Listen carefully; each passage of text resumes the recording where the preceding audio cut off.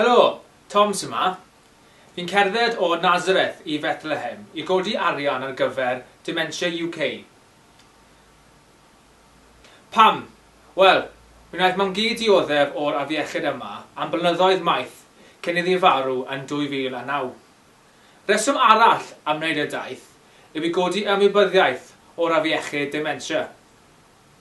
Bydd 30 pint o'ch arian chi yn mynd tuag at nyrs sy'n gallu helpu pobl sy'n dioddef o dementia.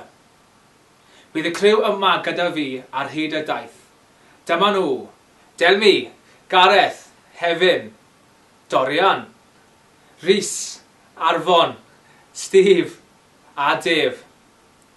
Ni'n dechrau'r daith ar yr 8 o Tachwedd.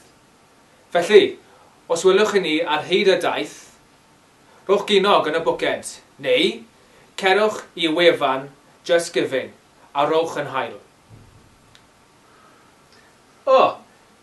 Ni'n gobeithio cyrraedd Fethlehem ar y 1af o Ragfyr. Felly, dewch am baned yn y preseb yn yr hen ysgol yn Fethlehem, Sir Gaerfyrddin.